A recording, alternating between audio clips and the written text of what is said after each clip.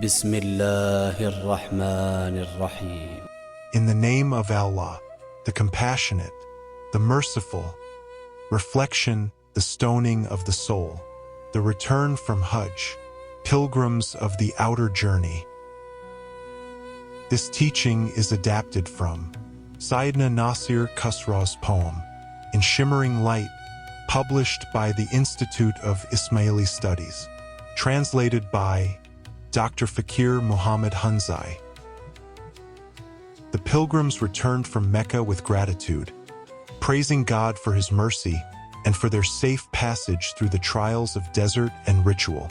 They had endured the heat, fulfilled the rites, and carried home the pride of accomplishment. Yet, Sayyidna Nasir Khusraw reminds us through his teaching that the body's journey is not the soul's journey. The outer rituals may be completed, but the question remains, what of the heart? Did the Kaaba remain only stone, or did it awaken the sanctuary within? The desert tests the body, but the valleys of the soul are far more demanding.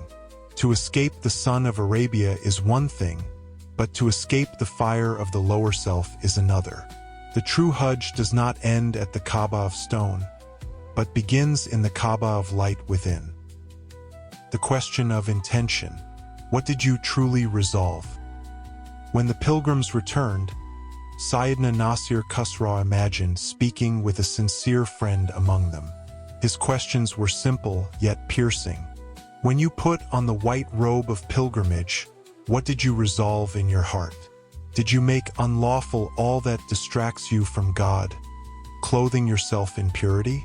When you cried, Labbaika, here I am, did you respond with knowledge, as if answering the living call of your Lord? These were not questions about ritual alone, but about intention, knowledge, and presence. For a garment without resolve is only cloth, and a chant without recognition is only sound. His friend could only confess, no. Thus the robe remained outward, the chant remained empty, and the journey, though long, had yet to reach its true beginning, the turning of the soul toward the eternal. Stoning the inner Shaytan, casting out habits that enslave the soul. Among the questions Sayyidna Nasir Khusraw raised was the act of stoning. He asked, when you hurled pebbles at the pillar, did you also strike at the Shaytan within yourself? Did you cast away arrogance, envy, greed, and every habit that keeps you from God? This is the heart of the teaching. Stones thrown at walls mean little if the soul still clings to pride and desire. The real Shaytan is not outside in the desert. He lurks in the shadows of our own nature, whispering through anger, deceit, and heedlessness.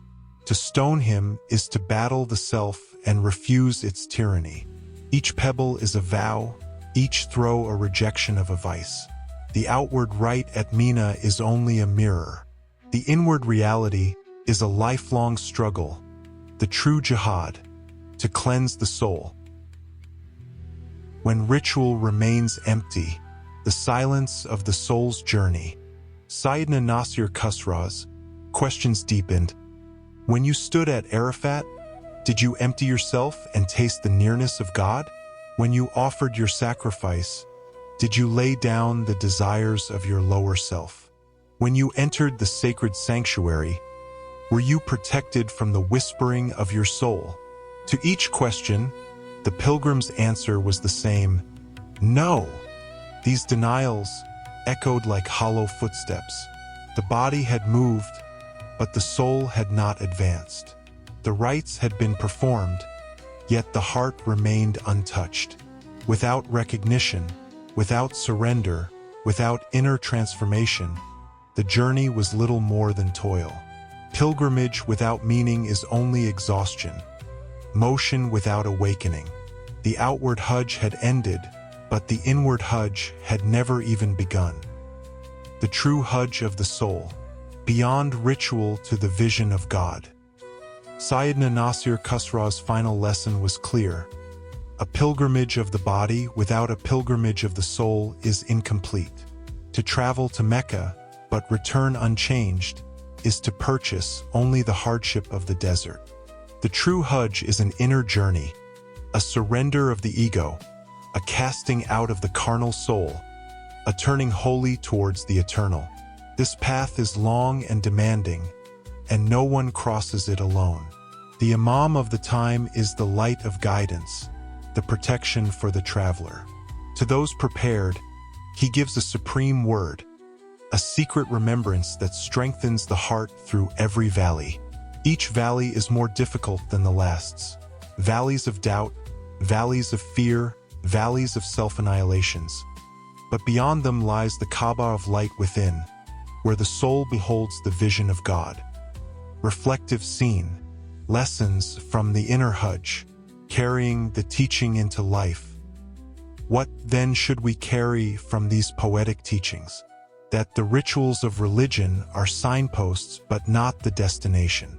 The true Hajj is the inward journey, where each soul must travel through valleys of trial with the guidance of the Imam as light.